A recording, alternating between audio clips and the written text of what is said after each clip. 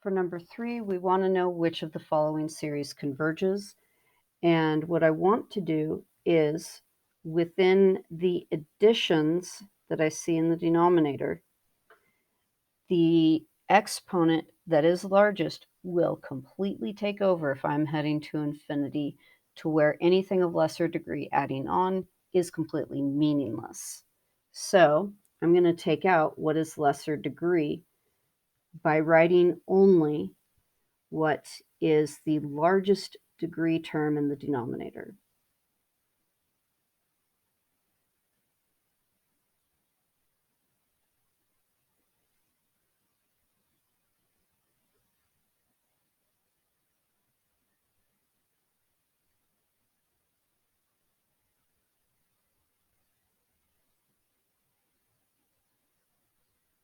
All right, so these are all infinite series. And for the first one, what you actually want to see is that's just the formula. This is the sum of 3 added forever. 3 plus 3 plus 3 plus 3 plus 3. The nth term test for divergence is going to be able to say the limit as n approaches infinity of the formula, just the formula that is adding an infinite number of times.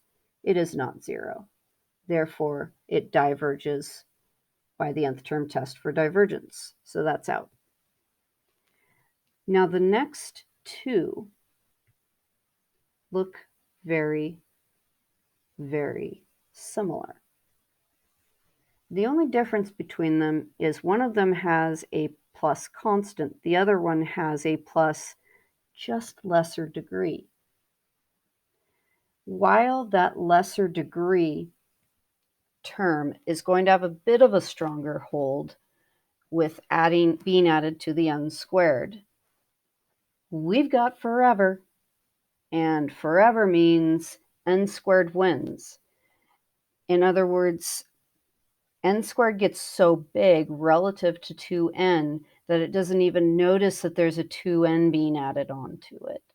It just feels like some weird itch, and that's 2n trying to hold on and say, don't leave without me.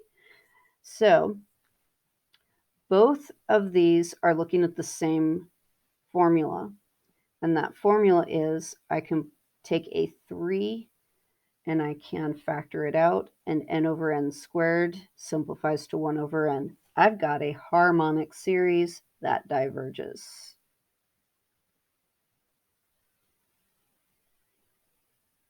And the next one, if I simplify it, I get that again.